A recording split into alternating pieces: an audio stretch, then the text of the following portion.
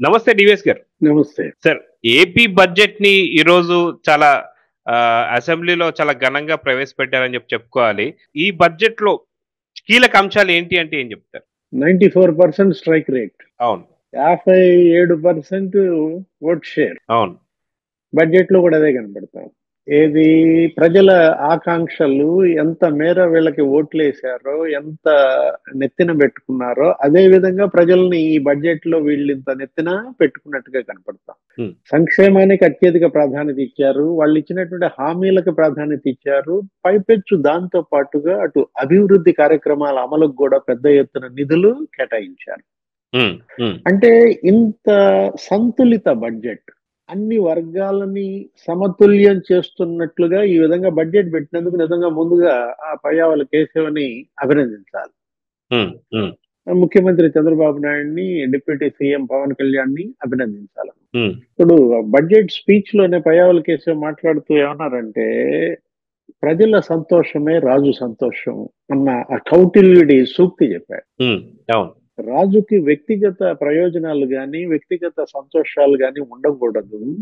జనం సంతోషమే మరి ముఖ్యమంత్రి లేకపోతే ఈ ప్రభుత్వం యొక్క సంతోషం అనేటువంటి కౌటిల్యుడి సూక్తిని ఆయన ఫస్ట్ గా పాయింట్అవుట్ చేశాడు. అవును. అవును. అంటే జగన్ ఏది విస్మరించాడు, వీళ్ళు ఏది గుర్తుపెట్టుకున్నారు అనేది అక్కడే కనపడతా. అవును.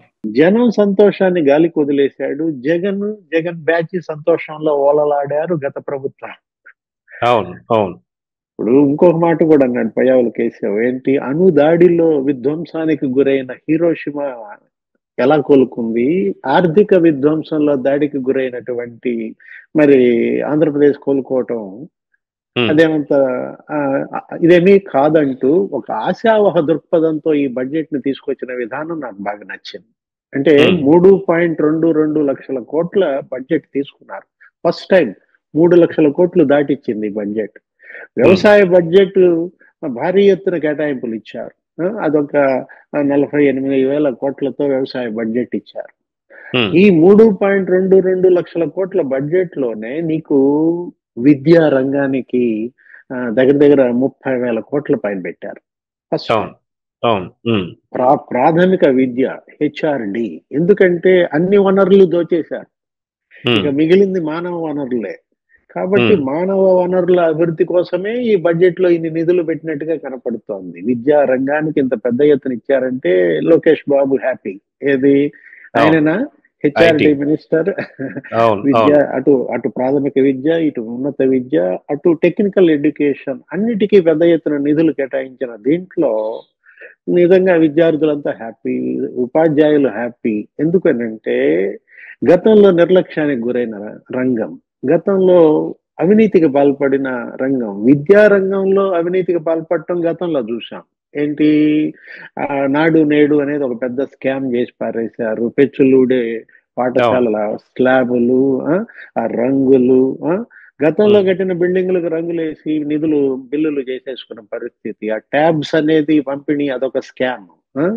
అవును. బైజూస్ అనేది ఒక స్కామ్. హ్మ్. అసలు చిక్కీల్లోనే వాళ్ళు 150 కోట్లు నొక్కేశారు కదా. అవును. అవును.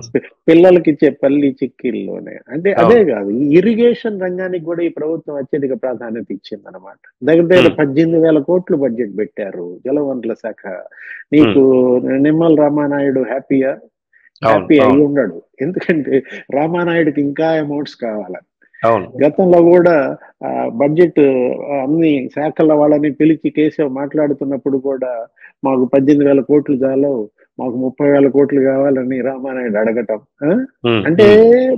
గతంలో ప్రాజెక్టులను జగన్ అంత నిర్లక్ష్యం చేసినప్పుడు మొదటి ఏడాదే ప్రాజెక్టులన్నీ కూడా మరి స్పీడప్ అవ్వాలంటే భారీగా నిధులు కేటాయించాలి. వాట్ ఎవర్ అవును. ఇట్ మే బి, 18,000 కోట్లు ముందు అవి ఖర్చు పెడితే చాలు. ఏది రామానాయుడు గారు అంటే అవును. పోలవరం గెటు కేంద్రం ఇస్తుంది. వీళ్ళు ముందు ఖర్చు పెట్టినా హ్మ్. కేంద్రం ఇస్తుంది కాబట్టి రీఇంబర్స్ అవుతుంది. ఆ నిధుల్ని వెలుగొండ, ఉత్తరాంధ్ర సుజల స్రవంతి, మహేంద్ర తనయ, హంద్రీ నీవా, గాలేరు నగరి వీటన్నిటికీ ఖర్చు పెట్టేసుకోవచ్చు. మొత్తానికి ప్రాజెక్టులు మాత్రం ఒక కొలిక్కి వచ్చే అవకాశం కనపడుతోంది. అదే హ్మ్. విధంగా అమరావతి, నీకు అమరావతికి ఇంకా ప్రత్యేక కేటాయింపులు ఏం అవసరం ఉండదు. ఎందుకంటే అమరావతి అది సెల్ఫ్ ఫైనాన్స్ ప్రాజెక్ట్ అన్నమాట. ఏది అక్కడ రైతులే దానికి పెట్టుబడి, వాళ్ళు ఉమ్, ఇచ్చిన భూములే దానికి పెట్టుబడి, కేంద్రం ఇచ్చే నిధులే అమరావతికి ఊపిరి. ఒకవైపు అవును వరల్డ్ బ్యాంక్, మరోవైపు జైకా, ఏడీబీ, ఇవన్నీ కూడా అమరావతికి ఫండ్స్, అది రుణాలు ఇచ్చిన పరిస్థితుల్లో 32,000 కోట్లతో తొలి దశ అప్పుడే ప్రారంభం అయిపోయింది అమరావతి. ఇబ్బంది ఏమీ అవును లేదన్నమాట. అవును. ఉమ్, నెక్స్ట్ ఇక ఈ బడ్జెట్ లో జల్ జీవన్ మిషన్, అదే పంచాయతీ రాజ్, అవును. గ్రామీణాభివృద్ధి శాఖకి, దానికి కూడా దగ్గర దగ్గర ఒక 20,000 కోట్లు కేటాయించారు. ఉమ్, నీకు ఇక గ్రామాల్లోనే మనం చూసాం, ఉమ్, జగన్మోహన్ రెడ్డి 5 ఏళ్లలో 1,800 కిలోమీటర్లు రోడ్లు వేసాడంట.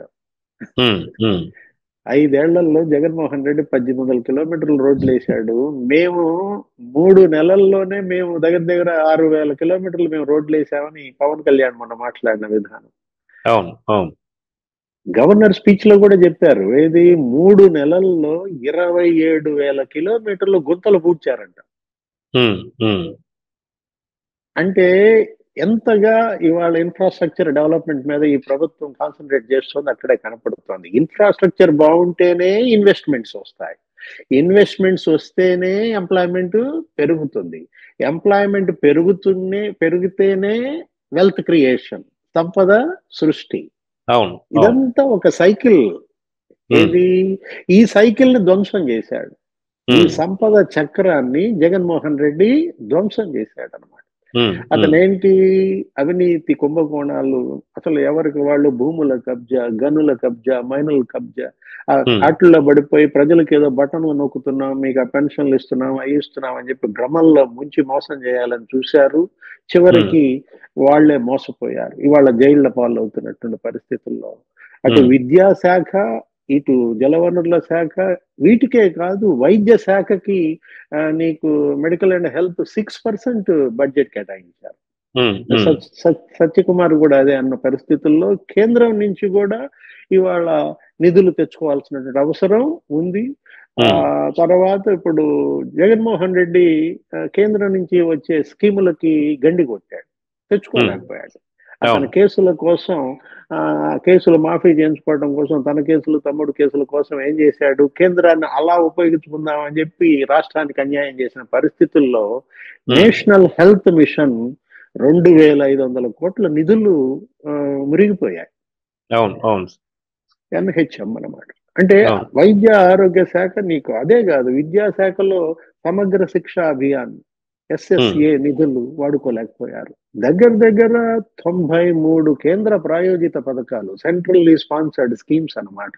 ఉమ్, వాటిల్లో 78 మూసేశాడు.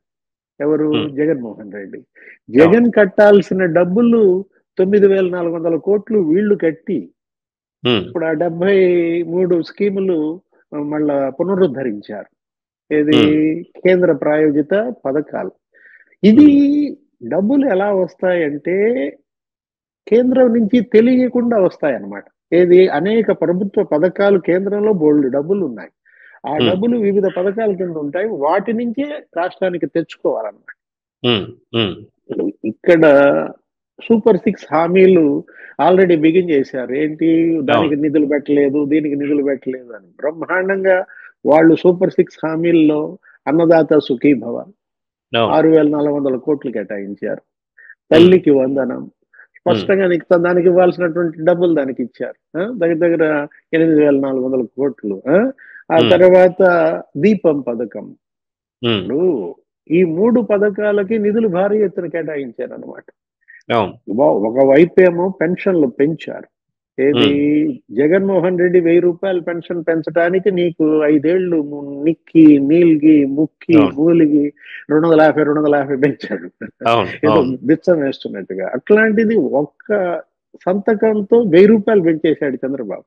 అవును. ఆ? అవును. నీకు పెన్షన్ల పైన 32,000 కోట్లు ఖర్చు పెడుతున్నటువంటి ఏకైక రాష్ట్రం ఆంధ్రప్రదేశ్, దేశం ఉమ్, మొత్తం మీద. ఉమ్, ఒక్క ఉమ్, పెన్షన్ల మీదే 32,000 కోట్లు ఖర్చు పెడుతున్నారు అన్నమాట. అవును. అంటే ఇవాళ వృద్ధులు, ఆ, దివ్య వితంతువులు, ఒంటరి మహిళలు, వీళ్ళందరికీ 4,000 రూపాయల పెన్షన్ వస్తుంది. అవును. దివ్యాంగ పెన్షన్ నీకు 3,000 నుంచి 6,000కి పెంచేసిన పరిస్థితుల్లో ఇటు దీపం పథకం ఇస్తున్నారు, ఆల్రెడీ ఒక సిలిండర్ ఇచ్చేసారు, రేపు ఇంకో సిలిండర్ ఇవ్వబోతున్నారు. ఒక సిలిండర్ ఉచితంగా ఇవ్వటానికే 900 కోట్లు అనమాట. వాళ్ళు చెప్పినట్టుగా మొత్తానికి 3 సిలిండర్లు ఫ్రీగా ఇస్తే ఇంకేమైనా చక్కగా పడిన రేపొద్దున అన్ని పండగలకి వీళ్ళకి ఇబ్బంది ఏమీ ఉండదు. ఈ రోజు ఏంటంటే ప్రజలు కోరుకునేది కూడా అటు సంపద సృష్టించండి, సృష్టించిన సంపదని మాకు పంచండి, ఇది ప్రజలు కోరుకునేది. అంతేగాని సంపదను మీరు దోచుకోండి మాకు పంచండి అని ఏ ప్రజలు కోరుకోరు. అవును అవును. సో ఇక్కడ మనం చూసుకుంటే ఇద్దరు వ్యక్తుల గురించి సార్, ఏదైతే అవినాష్ రెడ్డి కావచ్చు, జగన్మోహన్ రెడ్డి కావచ్చు, వీళ్ళిద్దరు స్వప్రయోజనాల కోసం రాష్ట్రం పూర్తిగా 5 ఏళ్ళు పూర్తిగా ధ్వంసం చేశారని చెప్పి అనుకోవచ్చు అంటారా? అదే కదా ఆర్థిక విధ్వంసం. ఏంటి ఆ మాట అన్నందుకు గవర్నర్ వీళ్ళు పెనుక్కున్నారు. ఏంటి గవర్నర్ తో ఆ మాట చెప్పిస్తారా అంటాడు బొత్స సత్యనారాయణ కూడా. గవర్నర్ చెప్తాం కాదు, ఆర్థిక విధ్వంసం జరిగింది రాష్ట్రంలో అని ఖాగ్ చెప్పింది. అనమాట, ఆర్థిక విధ్వంసం జరిగిందని. హిరోషిమా మరి అణు విధ్వంసం నుంచి కోలుకుందంటే ఆర్థిక విధ్వంసం నుంచి ఆంధ్రప్రదేశ్ కోలుకోవడానికి ఒక సమర్థమైన ప్రభుత్వం, సమర్థమైన నాయకుడు అవసరం అన్నమాట. అది ఈ రోజు కూటమి ప్రభుత్వం ద్వారా ఏర్పడింది. డబుల్ బొనంజా సర్కార్. ఇవాళ ఈ త్రిమూర్తులు ఏది 3 పార్టీలు ఈ రాష్ట్రాన్ని ఒడ్డున పడేయటానికి ఇవాళ మరి వెళ్తున్నాయి, కృషి చేస్తున్నాయి. ఈ దిశగా ప్రజల యొక్క సహకారం అవశ్యం. ఏంటి ప్రభుత్వం ఎంత చేసినా ప్రజా సహకారం గనక లేకపోతే అది ఈనగాచి నక్కల పాలు వేసినట్లు అవుతుంది. అవతలేమో అనేక కుట్రలకు పాల్పడుతున్నారు, మరోవైపు ఎత్తులు వేస్తున్నారు, జిత్తులు వేస్తున్నారు. వీటన్నిటినీ కూడా ప్రజలు గమనించాలి. వాళ్ళకి కావాల్సింది ప్రభుత్వం ద్వారా చేయించుకోవాలి. ఇప్పుడు ఏంటి ఇప్పుడు చేస్తోంది, వినతులు వెల్లువెత్తాయి, బాధితుల సంఖ్య పెరిగిపోయింది. అటు వినతులు పరిష్కరించాలి, బాధితులకు న్యాయం చేయాలి. చాలా పెద్ద బాధ్యతలు ఈ ప్రభుత్వం పైన పెట్టారు. ఇది ఫస్ట్ బడ్జెట్ గానే చూడాలి దీన్ని. కూటమి ప్రభుత్వం పెట్టినటువంటి ఫస్ట్ బడ్జెట్. ఈ ఫస్ట్ బడ్జెట్ లోనే ఇంత చక్కటి రెడ్ కార్పెట్ వేసినందుకు అటు అభివృద్ధికి, ఇటు సంక్షేమానికి, అటు ఉపాధి కల్పనకు, ఇటు సంపద సృష్టికి నీకు బీసీ, ఎస్సీ, ఎస్టీ, ముస్లిం మైనారిటీలకు పెద్దపీట వేశారు. బీసీ సబ్ ప్లాన్ కే నీకు దగ్గర 48,000 కోట్లు కేటాయించారు. ఎస్సీ సబ్ ప్లాన్ కి 20,000 కోట్లు కేటాయించారు. ఎస్టీ సబ్ ప్లాన్ కి 8,000 కోట్లు కేటాయించారు. అంటే ఉప ప్రణాళికల నిధులు డైవర్షన్ చేశాడు జగన్మోహన్ రెడ్డి. గతంలో నిధులు భారీ ఎత్తున దారి మళ్లించారు.